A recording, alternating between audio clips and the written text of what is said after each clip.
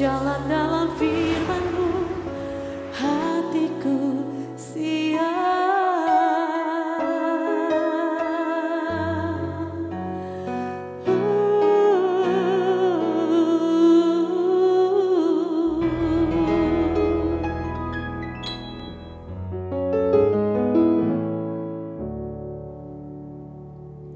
Salam, Karlavar yang dikasihi oleh Tuhan Yesus. Apa kabarnya? Kiranya semua diberkati Tuhan, bersuka cita, sehat, dan lebih indah lagi, lebih menyenangkan lagi kalau kita bisa berkumpul bersama-sama dengan keluarga di rumah.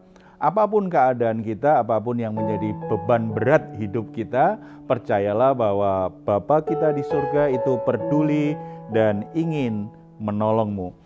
Tuhan Yesus berkata, marilah kepadaku semua yang letih lesu dan berbeban berat, aku akan memberi kelegaan kepadamu. Apa yang membuat engkau menjadi letih lesu? Apa yang membuat engkau berbeban berat hari ini?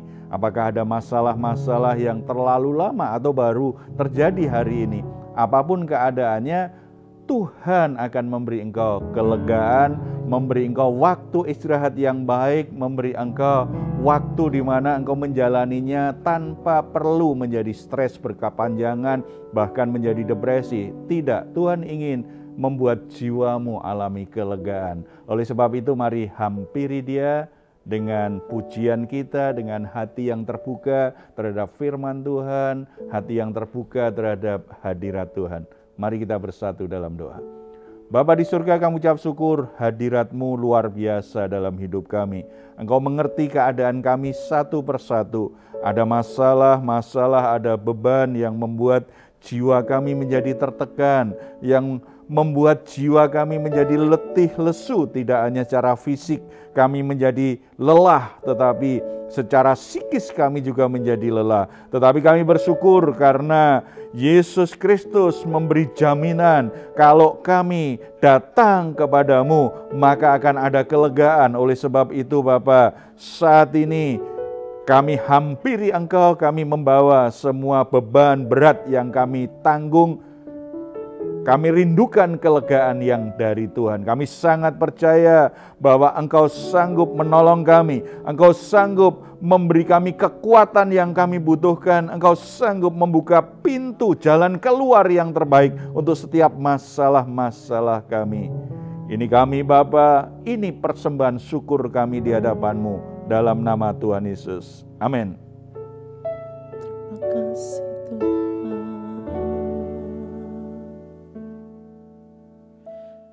Ku yakin Kau hadir di sini, ku rasakan kuasa yang tak terbatas. Ku yakin Kau nyata di sini, kemenangan terjadi di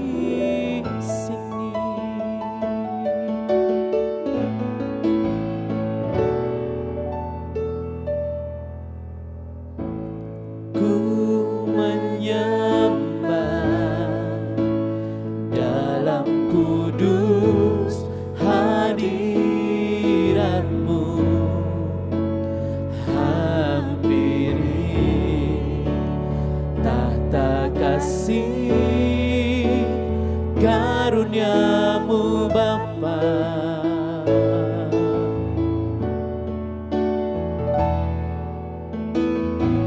Kekuatanku hanya dalam hadirat-Mu, Yesusku. Hanya Kaulah segalanya.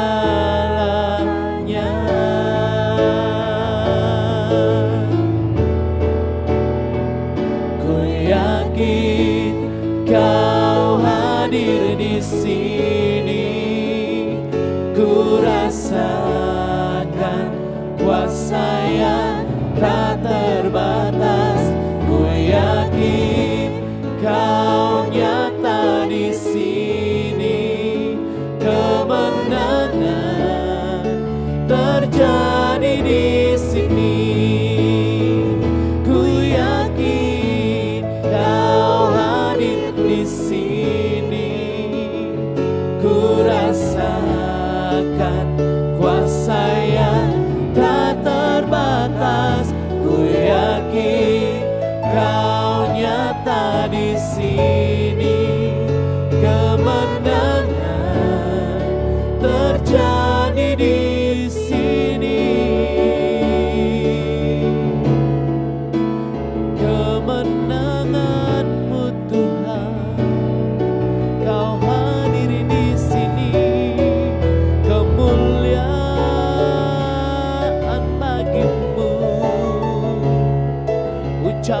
syukur kami hanya kepadamu Yesus Tuhan.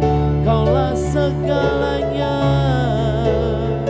Kau luar biasa, Kau Allah penuh belas kasihan. Layaklah disembah, layaklah Kau terima pujian. Haleluya,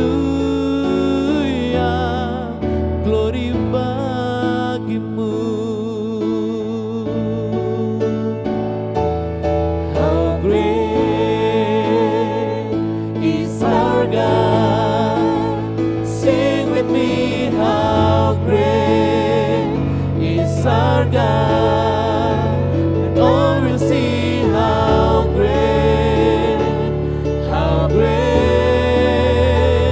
is our God. Oh, how great is our God. Sing with me, how great is our God.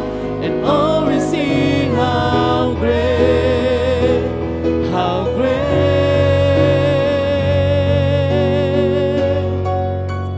is our God.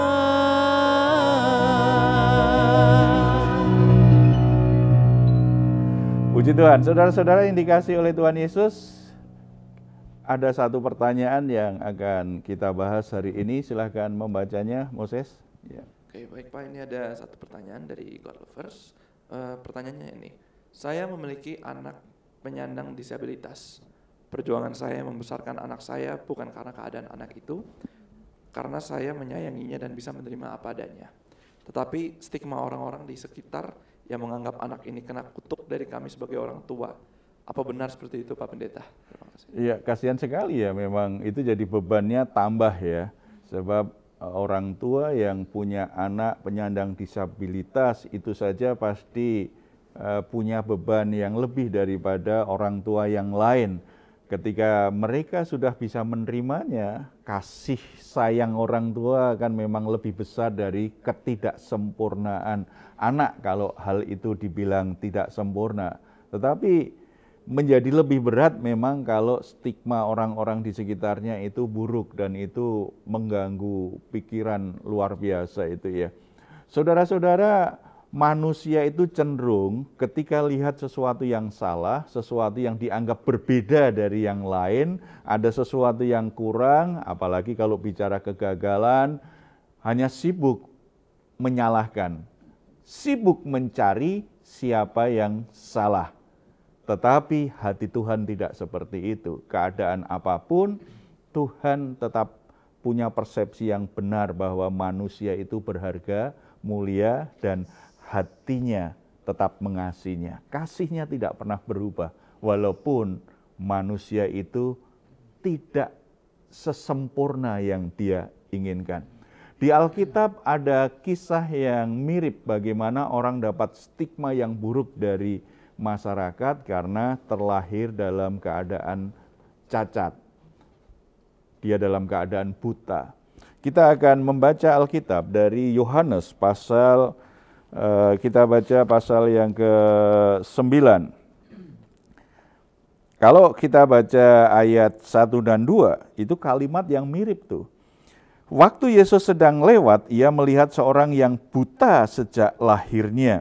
Murid-muridnya bertanya kepadanya, "Rabi, siapakah yang berbuat dosa?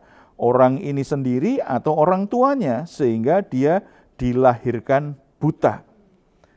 Ketika melihat orang buta, mestinya kan malah kasihan. Kasihan ya dia ya, tidak bisa bekerja dengan baik, tidak bisa beraktivitas dengan baik. Tetapi itu memang pandangan di masyarakat pada masa itu. Apa yang dikatakan murid, ditanyakan murid kepada Yesus, itu memang sebuah pandangan umum. Bahwa ketika ada anak lahir cacat, ini kalau ini buta, ada sebagian menganggap anak ini anak yang terkutuk, anak yang dikutuk. Nah kalau bicara kutuk pasti langsung mengarah ke orang tuanya. Mungkin orang tuanya berdosa ini, sehingga anaknya lahir seperti ini. Saudara-saudara, itu yang membuat banyak orang akhirnya mengalami banyak masalah lebih dari keterbatasan yang dia miliki. Ini kasihan sekali kan, lebih kasihan seperti itu. Ya. Ketika Allah menciptakan manusia, pertama Tuhan langsung ciptakan. Adam diciptakan langsung oleh Tuhan. Demikian juga Hawa diciptakan langsung. Tetapi dalam proses selanjutnya, setelah ada Adam dan Hawa, setelah terjadi pernikahan, maka Tuhan menciptakan manusia lewat proses yang memakai manusia yang terbatas, manusia yang ada cacat celah, manusia yang tidak sempurna. Makanya tidak heran ketika anak yang lahir dari seorang ibu kadang-kadang tidak seperti yang lain. Orang bilang ada cacat, orang bilang itu penyandang disabilitas. Karena apa? Karena memang proses Tuhan menciptakan manusia sekarang memakai manusia yang tidak sempurna. Ada banyak faktor kalau kita mau mencari penyebabnya, tetapi yang Tuhan ajarkan kepada kita lebih dari sekedar siapa yang salah, mengapa dia begini, mengapa dia seperti itu. Sebab kalau hanya menyalahkan ini gara-gara bapaknya ini, gara-gara ibunya ini, dan mereka saling menyalahkan, anaknya tambah menderita. Dan itu tidak memberi solusi. Tetapi sikap yang benar, sikap yang baru dalam rahasia kebenaran Tuhan akan membuat kita punya sikap yang benar terhadap kondisi-kondisi seperti ini. Mari kita baca ayat selanjutnya, ayat yang ketiga. Jawab Yesus, bukan dia dan bukan juga orang tuanya, tetapi karena pekerjaan-pekerjaan Allah harus dinyatakan. Jadi melalui apapun yang terjadi, termasuk masalah manusia, keterbatasan manusia, termasuk melalui keadaan yang disabilitas seperti itu, pekerjaan Allah harus dinyatakan. Pekerjaan Allah itu harus dinyatakan. Yang lebih penting dari orang yang buta tadi apa? Bukan soal kebutaannya secara fisik dulu, tetapi dia bisa melihat pekerjaan Allah dinyatakan. Dia bisa mengalami pekerjaan Allah dinyatakan. Dia menerima terang ilahi sehingga buta secara fisik tetapi mata batinnya terang untuk bisa melihat pekerjaan Allah. Itu lebih penting daripada keadaannya yang bisa melihat seperti orang lain. Sebab ada banyak orang secara fisik dia bisa melihat, matanya awas. Tetapi justru lewat matanya ini banyak orang menjadi jahat. Banyak orang justru jatuh dalam dosa. Banyak orang akhirnya justru hidupnya cacat secara rohani. Tuhan ingin bukan soal fisik yang paling penting, tetapi kondisi rohaninya. Kalau toh memang Tuhan ingin menyembuhkan, bagi Tuhan kan nggak ada mustahil untuk bisa menyembuhkan orang yang buta. Dan ini kan dilakukan Tuhan juga kan, kalau kita perhatikan ayat selanjutnya, ayat 4, kita harus mengerjakan pekerjaan Dia yang mengutus aku selama masih siang. Akan datang malam di mana tidak ada seorang pun yang dapat bekerja. Selama aku di dalam dunia, akulah terang dunia. Setelah ia mengatakan semuanya, itu ia meludah ke tanah dan mengaduk ludahnya itu dengan tanah, lalu mengoleskannya pada mata orang buta tadi.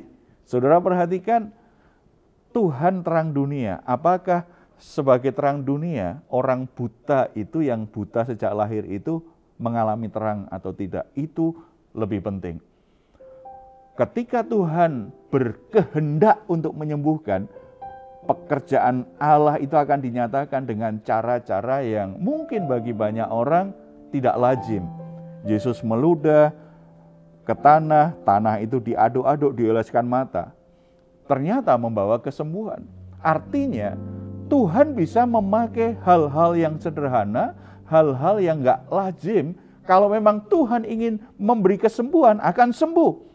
Orang akan alami mujizat sebab bagi Tuhan tidak ada yang mustahil. Yang jadi persoalan utama adalah apakah dia bisa mengalami pekerjaan Allah dan mata hatinya bisa melihat terang Kristus itu, bisa melihat pekerjaan Allah sedang dikerjakan dalam hidupnya. Itu lebih penting. Kita kadang-kadang bangga dengan kesempurnaan tubuh kita, tetapi apakah hati kita sudah mengalami terang Kristus? Itu yang membuat kita bahagia, itu yang membuat kita sejahtera. Sebab kesempurnaan tubuh tidak menjamin orang bahagia. Kesempurnaan tubuh tidak menjamin hidup orang bisa terus merasa sukacita. Ada banyak orang yang sudah tubuhnya bagus, itu saja tidak puas. Ada orang yang membenci dirinya karena merasa hidungnya pesek. Padahal pesek lebih bahagia ya. Begitu mudah untuk menghirup oksigen. Lebih sehat kan? Tetapi itu bicara ketidakpuasan dengan dirinya. Dia benci dengan dirinya padahal secara fisik normal-normal saja, baik-baik saja. Jadi dia sebenarnya cacat secara jiwani. Ini lebih bahaya daripada cacat secara jasmani. Apalagi cacat secara rohani, lebih bahaya lagi. Terang Kristus datang, menjamah setiap hati. Tidak peduli tubuhmu sempurna atau tidak, tetapi ketika ada terang Kristus, maka engkau menemukan keberhargaan hidupmu. Engkau akan menemukan betapa istimewanya hidupmu. Dan dari situ engkau melihat pekerjaan-pekerjaan Allah itu ternyata dinyatakan di dalam hidupmu yang tidak sempurna itu. Itu akan memuliakan Tuhan dan membuat hati kita bersukacita. Kita tidak fokus pada ketidaksempurnaan kita, tetapi kita fokus pada hal-hal yang lebih bermakna dalam hidup ini. Dan yang kedua, kita perhatikan biasa kalau ada sesuatu yang berubah, tetangga-tetangga orang sekitarnya melihat dan itu jadi heboh. Ayat 8. Tetapi tetangga-tetangganya dan mereka yang dahulu mengenalnya sebagai pengemis berkata, bukankah dia ini yang selalu mengemis? Ada yang berkata, benar, dialah ini. Ada pula yang berkata, bukan, tetapi ia serupa dengan dia. Orang itu sendiri berkata, benar, akulah itu. Saudara-saudara, ketika Tuhan mengerjakan sesuatu dalam kehidupan seseorang, itu biasanya ada sesuatu yang berubah. Perubahan itu terlihat orang-orang di sekitarnya. Dan memang orang-orang sekitarnya itu ketika melihat seseorang yang hidupnya berubah, ada beberapa motivasi. Ada yang hanya kepo saja kan, pengen tahu gitu kan. Tetapi ada juga yang penasaran. Ini apa ya? Ada banyak alasan, tetapi intinya ketika seseorang mengalami pekerjaan Tuhan, hidupnya berubah. Perubahan itu sesuatu yang nyata yang bisa dilihat orang-orang di sekitarnya. Dan ketika itu terjadi, maka kesaksian hidupnya itu akan mulai terbuka terhadap orang-orang di sekitarnya. Pekerjaan Allah dinyatakan, dialami orang buta, dan kemudian itu jadi berita kemana-mana. Itu yang Tuhan inginkan. Berapa kali Tuhan menolong kita? Berapa kali Tuhan memberkati kita? Berapa kali Tuhan melakukan mujizat dalam hidup kita selama ini? Kadang-kadang kita alami masalah hari ini, kita lupa bahwa sudah ratusan kali kita ditolong, bahkan ribuan kali Tuhan menolong kita.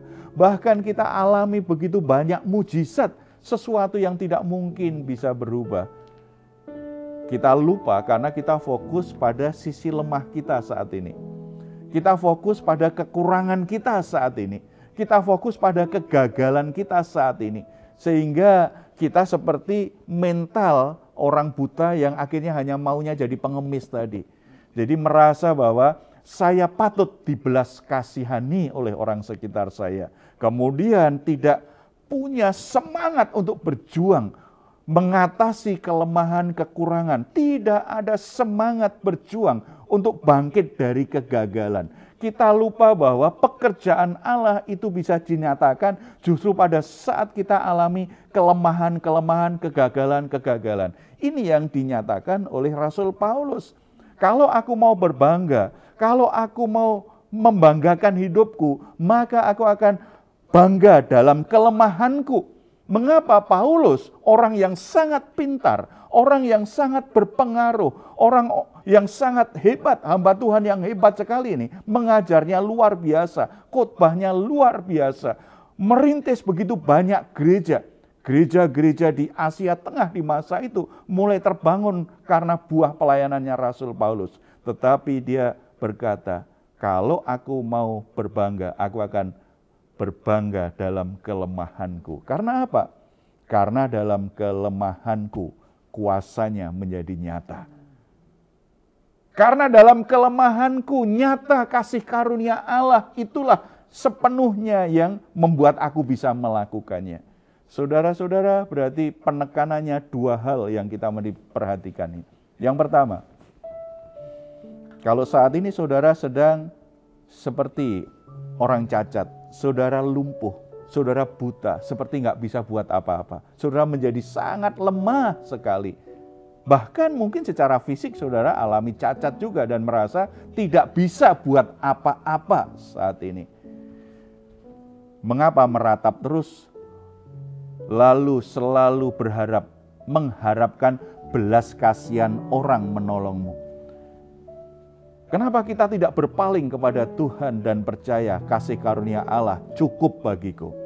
Kasih karunia Allah itu lebih dari yang aku butuhkan untuk melewatinya. Justru lewat kelemahan, kekurangan, kegagalan, cacat celah yang aku miliki ini, di situ aku ada peluang untuk mengalami kuasa Tuhan bekerja, mengubah hidupku, menjadikanku pribadi yang bisa memancarkan kemuliaan Tuhan. Aku masih bisa lakukan sesuatu yang hebat walaupun secara fisik aku terbatas. Karena ada kuasa Tuhan yang bekerja. Ketika kita meyakini ini, kita tidak akan punya mental pengemis yang hanya minta belas kasihan orang untuk menjalani hidupnya. Tidak. Kita punya mental seorang pejuang, seorang yang optimis, seorang yang tidak mau menyerah dengan kelemahan. Karena saya tahu kuasa Tuhan, kasih karunia Tuhan akan membuat aku bisa melewati semuanya. Membuat aku bisa menjadi orang yang sangat produktif, sangat kreatif, sangat besar sekali potensi yang bisa aku kembangkan walaupun aku terbatas. Itulah yang dikehendaki Tuhan. Hidupmu tidak dibatasi oleh kelemahanmu, tetapi hidupmu selalu bergerak dalam anugerah dan kuasa Tuhan. Mari kita bersatu dalam doa. Saudara-saudara, mungkin ada yang saudara terlahir cacat, ada keterbatasan secara fisik, atau di antara saudara dalam perjalanan alami kecelakaan sehingga ada keterbatasan juga. Tubuhmu tidak lengkap lagi seperti orang lain, atau saudara memang punya kekurangan dalam hal tertentu tidak seperti orang lain. Dan saat ini saudara hampir menyerah, saudara hanya meratapi nasib, saudara hanya bergantung orang lain, berbelas kasihan kepadamu, saudara merasa tidak punya masa depan, tidak bisa buat apa-apa karena aku lemah, karena aku cacat. Tetapi biarlah kebenaran firman Tuhan hari ini memerdekakan hati dan pikiranmu. Keadaan apapun yang sedang saudara hadapi, saudara bisa mengalami pekerjaan Allah. Kuasa Tuhan bisa bekerja dalam hidupmu, mengubah hidupmu. Buka hati dan serahkan hidupmu, Tuhan bekerja melalui apa yang dinyatakan hari ini. Mari kita bersatu dalam doa. Bapa di surga, terima kasih karena kuasa-Mu, anugerah-Mu tidak terbatas dalam kehidupan setiap orang. Hamba-Mu berdoa untuk setiap saudara-saudaraku yang saat ini sedang bergumul dengan kelemahan tubuhnya, dengan cacat tubuhnya, dengan keterbatasan tubuhnya. Mereka mungkin hampir putus asa, mereka menyerah dengan keadaannya, merasa tidak bisa buat apa-apa, hanya berharap belas kasihan orang saja untuk menjalani hari-harinya. Mereka menjadi tidak produktif, kehilangan kreativitasnya, menjadi orang-orang yang hanya pasif saja menjalani hari-harinya, tidak berani untuk membangun mimpi masa depan yang baik. Tetapi biarlah kebenaran firman Tuhan hari ini membebaskan hati mereka, membebaskan pikiran mereka. Mereka tidak lagi terpenjara dalam mental miskin, mental pengemis yang hanya berharap pada belas kasihan Tuhan dan belas kasihan orang lain. Tetapi biarlah mereka saat ini berpaling kepadamu dan berharap akan jamahanmu. Kasih karunia-Mu Engkau nyatakan kepada mereka Bapa. Nyatakan pekerjaanmu yang tanpa batas itu mengubah kehidupan mereka, mengubah hati dan pikiran mereka, menjadikan mereka punya hati yang berani, membuat mereka punya hati seorang pejuang yang tidak mau menyerah dengan keadaannya, membuat mereka berani mulai keluar dari zona nyamannya. Mereka berani berubah, mereka berani belajar sesuatu yang baru, mereka berani berinisiatif, mereka berani memulai sesuatu karena kekuatan dan potensi ilahi itu memenuhi hati mereka. Jadikan mereka alat kemuliaan-Mu. Pekerjaan Tuhan dinyatakan melalui hidup mereka, bahkan melalui saudara-saudara kami yang dulu sepertinya tidak bisa buat apa-apa. Nama-Mu semakin dipuji dan dimuliakan. Karena nyata keterbatasan fisik tidak menghalangi mereka untuk menjadi seseorang yang dipakai Tuhan. Menjadi seseorang yang diberkati Tuhan. Seseorang yang memancarkan kemuliaan-Mu Bapa. Tuhan berkati setiap keluarga-keluarga. Tuhan berkati setiap orang tua yang anaknya terlahir dalam keterbatasan, memiliki anak penyandang disabilitas. Tuhan tetap limpahi kasih karunia-Mu, limpahi kasih sayang yang besar, agar mereka bisa menerima anaknya sebagaimana seharusnya. Dan kasih mereka itu membuat mereka penuh semangat, penuh energi, penuh dengan perjuangan untuk terus merawat, mendukung, dan menolong anak-anaknya melewati keadaan yang terbatas itu. Berkati setiap orang tua punya hati yang seperti ini. Dengarkan seruan doa mereka Bapa. Kerinduan mereka supaya anaknya bisa tumbuh dengan baik. Tuhan dengar dengan cara-Mu yang tidak terbatas. Dengan cara-cara yang kami tidak tahu, tetapi yang kami tahu Tuhan sanggup untuk membuat mujizat. Tuhan sanggup melakukan sesuatu yang baik kepada anak-anak yang terlahir disabilitas. Tuhan berkati hidup mereka Bapa.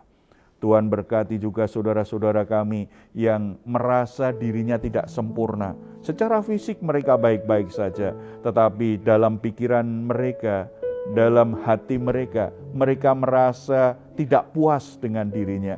Mereka bahkan membenci tubuhnya sendiri. Bapa, nyatakan anugerah-Mu bahwa mereka baik-baik saja, bahwa mereka berharga, bahwa mereka istimewa. Biarlah mereka bisa mengasihi dirinya sebagaimana Tuhan mengasihi mereka, supaya mereka terus bertumbuh dengan baik, bahkan semakin berkembang. Produktivitasnya tinggi karena mereka menjalani hari-harinya dengan kepuasan yang baik terhadap dirinya. Nama-Mu dipuji dan dimuliakan melalui setiap anak-anak-Mu yang bisa bersyukur atas keadaannya. Dalam nama Tuhan Yesus kami berdoa. Amin. Puji Tuhan, saudara-saudara, jangan pernah menyerah dengan kelemahan dan keadaan apapun, tetap percaya kasih karunia Tuhan itu cukup bagimu. Kuasanya bisa bekerja melampaui kelemahanmu. Kalau saudara saat ini sedang mengalami pergumulan, saudara sedang berjuang untuk mempertahankan rumah tanggamu, sedang berjuang untuk membangun usahamu, sedang berjuang untuk membangun masa depanmu. Saudara butuh dukungan doa, silakan menghubungi nomor telepon yang tertera di layar saudara. Tim doa kami akan mendukung saudara dalam doa. Tetap percaya, tetap berharap Tuhan bisa lakukan sesuatu yang besar dalam hidupmu. Kalau saudara ingin memberikan komentar, silakan menuliskannya di ruang komentar yang ada di channel Diaspora TV. Kami tunggu. Mazmur 4 ayat 8 sampai 9. Engkau telah memberikan sukacita kepadaku lebih banyak daripada mereka ketika mereka kelimpahan gandum dan anggur.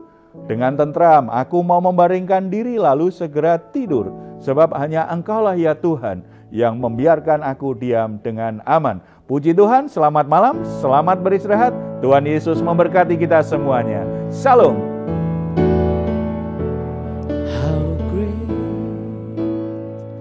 is our God.